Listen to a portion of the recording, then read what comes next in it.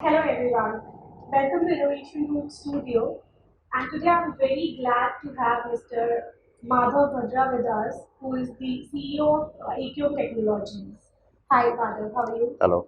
Thank you for joining us. And as Madhav, businesses are required to move forward, and as a leader, how you can set priorities for reinvention and be future ready. So see, reinvention or innovation, it is not one-time activity or one-time strategy or maybe one-time budgets that an organization can set for. Reinvention and renovation in today's world is a continuous need. What was true yesterday is not true today, and what is true today will not be true tomorrow.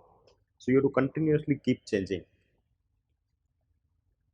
Setting up budget for one time or setting up priority for one time or setting up entire organization culture for one time is not going to work. It's a continuous, it's every day that you have to live with the change, and this can happen only by setting a right culture in an organization, a culture for innovation, a culture for inventions, a culture for change, culture for flexibility, that only can make today's organization successful on continuous sustainable basis. It's like it's like it's like setting up a fitness goal. So if you say that I will just reduce my weight and just go for 3 months of gymming, that's not going to help if you stop after that. Fitness is a daily routine, fitness is a daily culture, right? And you have to do gym every day. You have to continue doing it if you want to survive and remain fit forever. Again, in organization, you cannot say that only top management should think about invention, or only particular division should, research and development division should take care of invention. And everybody in organization, if they think that they have to innovate, they have to do better than yesterday, then it becomes an organization, a full culture, right? Comprehensive culture which everyone is adopting.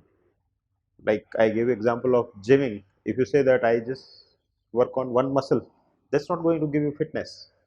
The entire body has to work, right? Every muscle has to be used, and that has to be done on continuous basis. Then you remain fit and you can face challenges for future. So, Madhav, we are evolving, but we cannot ignore the fact that older mindsets are still present and maybe valid. What is your view on it? Old is gold till the time it is contextual. If it loses contextual value, then it is no more a gold. But at the same time, as an organization, one should be aware that remaining too much in future or investing too much in future where there is no market demand at the moment, probably, right, that also is not going to give business. You may have some innovative product which is, let us say, 5 year in the future, and there is no market for that. I'm not saying that one should not invest in future. I'm also not saying that one should always rely on the past, right? But past or future which is sellable or which can bring cash to the organization, right, should be used in a contextual mix. Those past products, thoughts, people, processes which are not producing anything for today, right, for survival of the organization, for the growth of the organization, they need to be done away with. But those past, they are experiences as well. They need to be used in context. The experience needs to be used for directing for the future. And the future innovation should be such that has market, that has, so there can be two markets again, where if you are creating a market, then you need that cash to create the market. But if you are doing incremental innovation, then it should be ahead of the crowd, right? instead of too much in future where your organization is not able to generate cash. So past is obviously relevant. It is an experience which helps us in shaping the future, and future, to the level you are able to bring cash in an organization, is something which a right mix of the gold thoughts of past or gold products processes of past and the uh, future should be adopted. Very interesting. Madam, how a business leader can ensure that the organization is heading in the right direction? I mean, these are a couple of parameters one can look for. If your products are on the right direction, and if your customers are happy, obviously you will do more business and growth. So growth percentage, whether you are able to hit the growth percentage as per predictions or not. One very important point is attrition rate is also one of the good indicator to know whether organization is right position and going in right direction or not, because people keep looking for right jobs and futuristic jobs. They are also worried about their survival in future. So if they find that organization is not going to survive, it's a collective intelligence actually you get. When you see attrition percentage is too high, one need to analyze, is it because your product mix is not right and people don't want to get associated with you because they have an estimates that this may not survive. This is just one indicator. That does not mean that attrition rate is the only indicator, but attrition rate is one of the very key indicator to say whether the people are able to associate their future with the organization's future or not, right? And on profit and loss account, obviously the growth percentage, profit percentage. If your customer, if you are lucky enough to have honest customer bunch, then uh, feedback of customer is, in fact, feedback of customer is one of the most important uh, indicator. If you are not on right direction, there will be couple of customers who will tell you that this product is now reaching to its end, right? And there will be some customers who would be prepared to partner with you for innovating the products, for innovating the solutions, right? So yeah, the customer feedback, growth percentage, attrition rate, these are a couple of indicators which actually tells you whether you are on a right direction or not. Can you highlight some of the quality assurance challenges and solutions for it? So the challenge at the moment in quality assurance uh, area is the lack of comprehensive solution which focus on the end customers. If you look at quality, you and me, when we use some of the systems, let us say banking system, we feel a quality experience, or we feel good if uh, the application is reliable, you are able to transact it fast, right? If you feel secure when you are working with the application, you feel that okay, my money is safe when I'm putting password, when I'm giving personal information, it's not going to be stolen, or it's not going to be misused. So reliability of application, speed of the application processing, security of my personal information, all these things gives me an experience that I am using a quality software. I mean UX design, a lot of other parameters, but it's not one parameter that only working application should be there. It's a bunch of various parameters and a comprehensive solution, right? A lack of comprehensive solution is something an issue. The organization, right, the customer organization also have compartments, where one compartment look for functionality of the system, other compartment look for performance of the system, third compartment look for security of the system, and then this compartmental and divisional approach sometimes result into not a good experience for end customer, right? So quality has to be looked from end customer perspective. At AQM in our organization, we have a comprehensive solution. Whenever we think of quality, we think of end customer, a happy customer, right? In fact, our brand commitment is happy testing.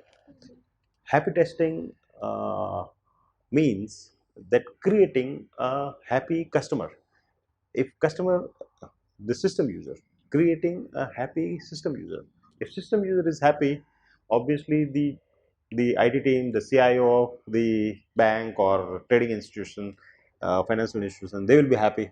If my customer is happy, my people will be happy, right? And if my people are happy, they'll produce more. My stakeholders will be happy. So generating a reliable, efficient, and secure system, right? Or ensuring a reliable, safe, and scalable system generates an happiness, a happy customer. And this happy customer is something which we promise as our brand promise, right?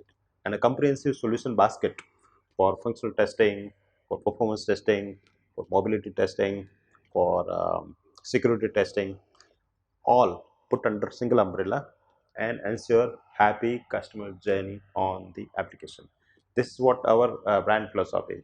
So yes, the solution for quality assurance is to have a unified approach and staying focused on end customer, happy end customer. Madhav, we know you lead an organization, and we would want to know that what are the biggest challenges you had to overcome as a leader?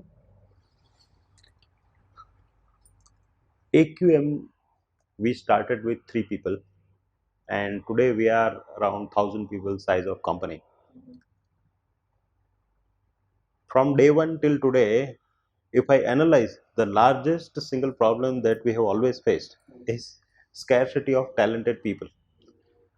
Because when you have plans, when you have growth plans, when your organization is growing, your products are increasing, your geographies are increasing, you need more and more talented people along with you, right? By the time you search and stabilize the structure, your organization has again moved to a new growth phase and you need more talent. So if I look at, if I tell you one single challenge, that is the scarcity of talent.